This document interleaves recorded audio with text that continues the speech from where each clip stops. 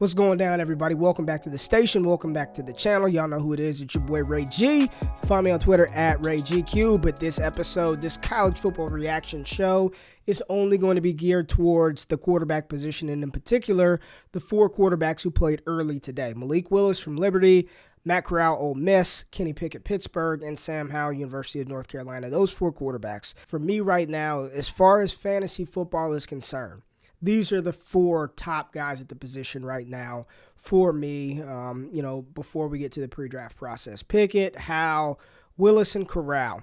And it was an excellent weekend to watch these guys because for months we've had the November 6th date circled on our calendars to see Liberty come into Oxford, Mississippi. Malik Willis' his opportunity to play against an SEC opponent really put on some numbers. I think it was reported that 16 NFL teams were at this matchup. Battle for QB1. Majority of mock drafts that we're seeing right now, I'd say Malik Willis is the consensus one, with Matt Corral, Kenny Pickett, Sam Howell sprinkled in there, 2, 3, 4, depending on which mock and which day of the week. But this was a great opportunity to see both of these guys on the field at the same time. Now, the hype, you see the picture behind me, right? The hype leading up to this one was just battle of these Titan quarterbacks. And there wasn't a lot of excuse making before the game for Malik Willis. It was, people expected him to go in there and at least show some of the things that he's shown over the past 2021 season. And before that last year, that made him such a special prospect, why we're so excited about him. And, Matt Corral coming in, it was reported that his top two receivers were out. He's banged up, not 100%. He was limping around all damn game. So he's got a former quarterback out there playing wide receiver for him, some young guys. So we really didn't know what to expect. And as I watched that game, it was clear to me that Matt Corral is, I'm going to give grace to Malik Willis, but I just think he is in a better position to succeed early in the NFL opposed to Willis right now. You watch Liberty, and the first thing that comes to mind is, of course, it's Liberty versus an SEC school. So there is some level of understanding and grace for what Malik Willis has to do. But what I was telling some people as we were watching the game and we were conversing about it, I didn't expect Malik Willis to go out there and throw for 450, 6 touchdowns, no interceptions, have 100 rushing yards. But I did expect to see him exhibit some of the traits that make him perceived to be such a special prospect. Show something.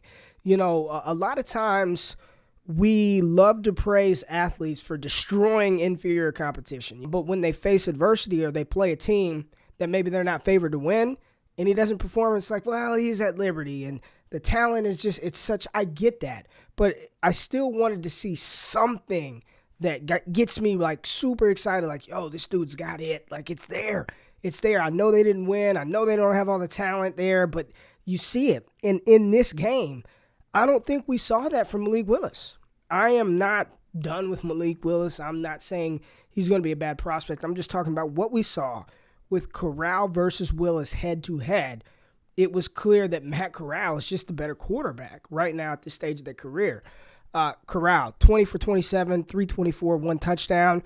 Didn't really do anything on the ground, 6 for 9. Again, he was gimping around out there. One ankle, one leg pretty much. He didn't want to run. When he did run, he protected his body. He slid.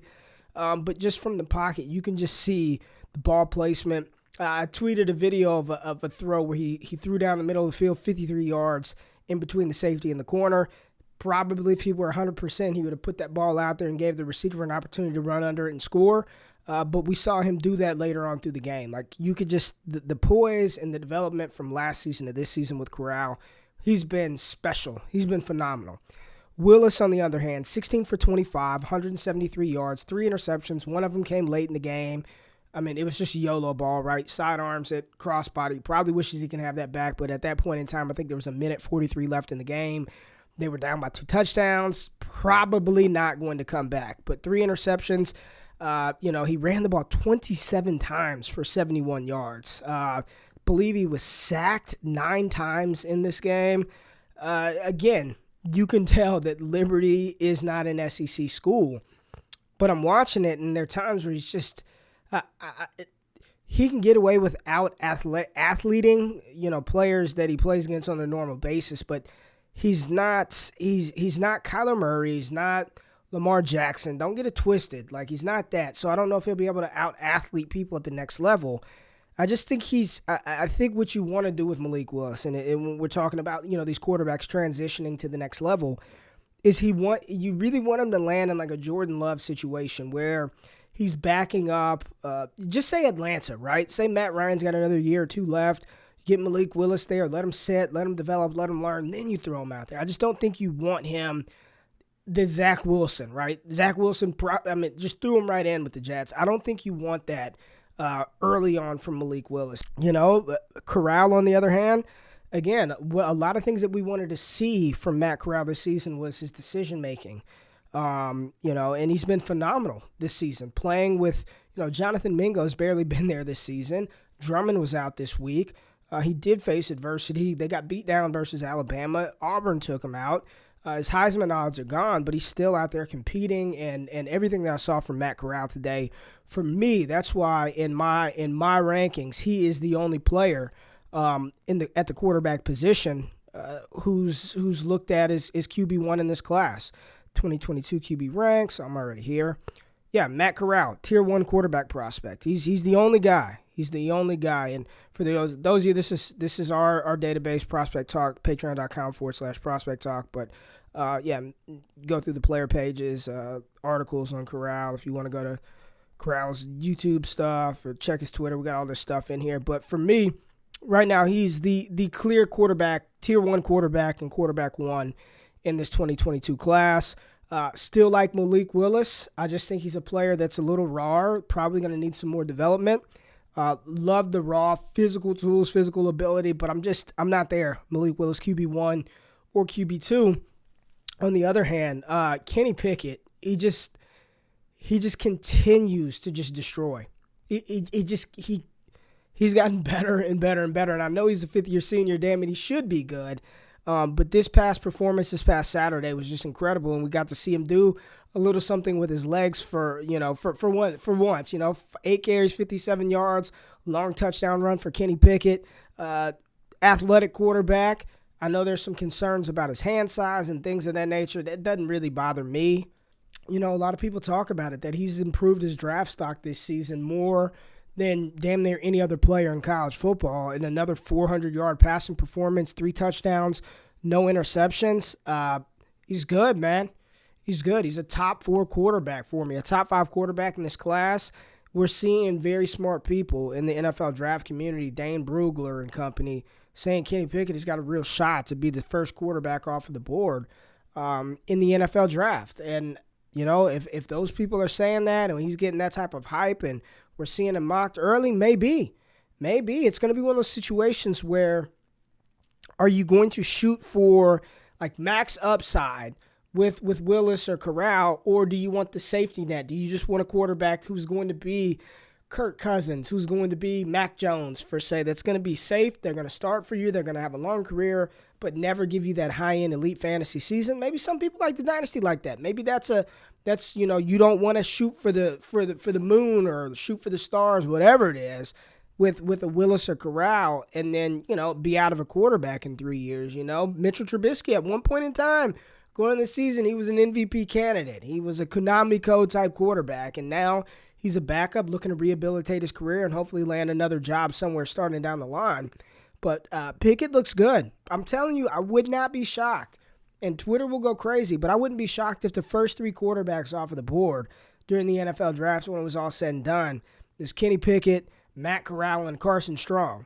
2 of those 3 quarterbacks really aren't dual threat guys. So it's just at some point you have to be able to deliver the ball accurately. And, honestly, y'all, we spend a lot of time talking about these damn quarterbacks when nobody's good at scouting quarterbacks. NFL teams aren't good at scouting quarterbacks. If they were, Dak wouldn't have gone in the 4th round. Tom Brady wouldn't have gone in the 6th round. Drew Brees wouldn't have gone in the 2nd round. I mean, if we were all good at it, Paxton Lynch wouldn't have went round 1. Jake Lockard, E.J. Manuel, Christian Ponder, Blaine Gabbert. We see NFL teams routinely screw this pick up. So let's not make it seem like I have all the answers. I don't know. Anybody on Twitter who scouts these players, we don't know. It's the biggest guess in football. Therefore, majority of the time moving forward for me, I'm going to give my evaluation, my opinion, my thoughts on these guys, and let draft capital sort itself out. If a quarterback is taken early in the NFL draft, first round, top 10 pick, they're going to have leeway and latitude to screw up. Whether that be 2, 3. Josh Allen was bad for 2 years, and then the third year it clicked. Now he's a $500 million quarterback, right? So if they're drafted early, they will matter for fantasy football purposes. Anything after round 1, take the guy that you love, take the guy that you believe in, and maybe you'll strike gold down the line. So I just want to preface this by saying I don't have the secret formula. I'm just going based off of what I see and my knowledge and experience with the game. I love Kenny Pickett, tier 2 quarterback prospect for me. And then the fourth guy, Sam Howell. This was all about the running back in this one. Sam Howell was okay throwing the ball. I think he was 16 for 29. Yeah, 16-29, 216 yards, 1 touchdown, no interceptions, but another 100-yard game on the ground. Sam Howell, I like him. I like what he's putting on wax this season, and I've said it a couple of times now. He reminds me of Josh Allen light. Like, I know he's not nearly as big. He's not 6'5", 240, 6'5", 250. He's 6'1", 225. But he's that type of athlete that's not just like, it doesn't just wow you, but he's so effective. Such an effective runner. He's faster than people give him credit for. People forget that he was a dual-threat quarterback coming out of high school. And I don't know why. The first 2 years, it didn't look like he really wanted to run. Didn't look like he was real. This season, he's a madman. I think after this week, I believe he'll have more rushing yards than Matt Corral does have on the season. So he's been lights out this year. Sam Howell's been fantastic. And if you're asking me today who I have more confidence in, like Dynasty fantasy football-wise, for being a long-term starter and effective fantasy quarterback at the next level, Malik Willis or Sam Howell, it would probably be Sam Howell right now. With Malik Willis as QB3, Kenny Pickett there as QB4. And I think I'm pretty sure, Corral, Pickett, Strong, Willis, Howell. Those are my 5 guys right there in this 2022 quarterback class. And again, Willis and his upside is insane. What he could do with his legs and his arm if he puts it all together, I don't think you really want him out there. I don't think NFL teams are going to want him out there early, like day one. I just think that would be a mistake. Again, what the hell do we know?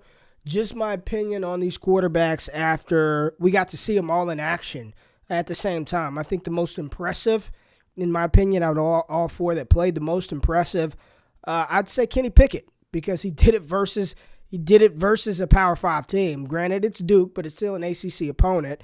And he was surgical through the air. Jordan Addison, a stud. He's going to be so good next year. But I'd say Kenny Pickett, Matt Corral doing it without any of his offensive weapons at the wide receiver position on one leg. Sam Howell, what he did on the ground, running physical, got banged up, came out for a play, goes right back in. And then Malik Willis because of the hype. And again, had he gone out there and destroyed Ole Miss today, nobody would have said, the narrative wouldn't be, it's Liberty, they have inferior players, and the narrative will be, look how good he is. He did that to Ole Miss. But today, they didn't have it, man. Yeah, that's where we're at with these 2022 quarterbacks. They get drafted round 1. They will matter. I appreciate you stopping by, checking out the content. Enjoy the rest of your evening. Have a great Sunday. Hope all your teams win. Hope you win your fantasy matchups. And we'll be back next week. Mock Draft Monday. We got another 2022 rookie mock draft, 3-round Superflex mock coming your way on Monday. Matter this thing. Peace.